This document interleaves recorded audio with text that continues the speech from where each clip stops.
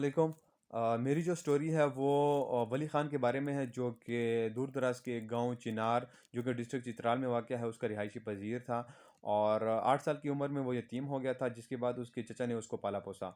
اور جب وہ 5th گریڈ میں پہنچا تو اس کے گھر کے حالات کافی خراب ہو گئے تھے اور اس کو پڑھائی چھوڑنا پڑی، اور اس نے گاؤں کے ایک زمیندار کے ہاں ایز اے ورکر کام کرنا شروع کر دیا، لیکن اس کے اخراجات پورے نہیں ہو رہے تھے۔ تو اس نے سوچا کہ اگر اس نے کامیاب ہونا ہے تو اس کو اپنے اندر ایک سکل ڈیولپ کرنی پڑے گی۔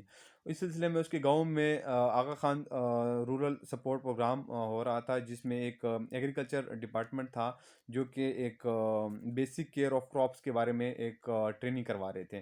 اس نے اس ٹریننگ میں حصہ لیا، اور جب اس نے وہ ٹریننگ مکمل کی تو اس کے ذہن میں آئیڈیا آیا کہ کیوں نہ وہ اپنا ایک بزنس کرنا شروع کر دے۔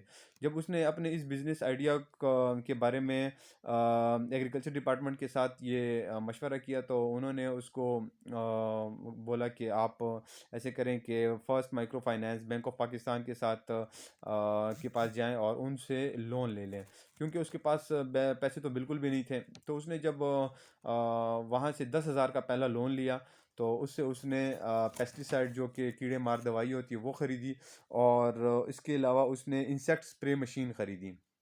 اور جب اس نے یہ دونوں چیزیں خریدی اور لوگوں کو مہیا کرنا شروع کر دی، بیچنا شروع کر دی، یعنی کہ تو کچھ عرصے بعد اس نے ایک اور ٹریننگ لی، جو کہ جانوروں کے بیماریوں کے متعلق، اور جیسے کہ ان کی دوائیاں ہوتی ہیں، ان کو جو ٹیکے لگتے ہیں، اس کے بارے میں بھی اس نے ٹریننگ لی کہ کس ٹائم پہ کون سی دوائیاں دینی ہوتی ہیں ان کو، اور کون سے ٹیکے لگتے ہیں۔ اور اس کے ٹریننگ کے بعد اس نے وہ بھی اپنے لوگوں کو فراہم کرنا شروع کر دی۔ تو اس کے بعد اس نے آہستہ آہستہ اس نے کچھ مویشی خریدے۔ مویشی خریدنے کے بعد اس نے اپر چترال سے مویشی لاتا تھا اور سراؤنڈنگ کے لوگوں کو بیچتا تھا۔ اور اس کے علاوہ اس نے اپنی ایک دکان کھولی، اور اس دکان میں اس نے مویشیوں کی دوائی، ان کی فیڈ اور فصلوں کی پروڈکشن کے لیے جو دوائیاں ہوتی ہیں، اس نے وہ بھی دینا شروع کر دی۔ اس کے بعد وہ مویشیوں کی خرید و فروخت کرتا گیا، اور آہستہ آہستہ وقت کے گزرنے کے ساتھ ساتھ اس نے چترال کے گاؤں میں گاؤں کے بازار میں اس نے 2 دکانیں خریدی، اور وقت کے ساتھ ساتھ اس کے پاس 200 مویشی کا مالک بن گیا وہ۔ اور کچھ عرصے میں کیا ہوا کہ ولی خان نے گاؤں میں کچھ زمین خریدی، اور جس سے اس کی فصل اور کمائی میں اضافہ ہو گیا۔ اور اس کا جو اب اگلا ٹارگٹ تھا کہ وہ اپنے گھر والوں کو الیکٹرکسٹی، ٹیلی فون، صاف پانی اور اسپیشلی ایجوکیشن کی فیسلٹی بھی دے گا۔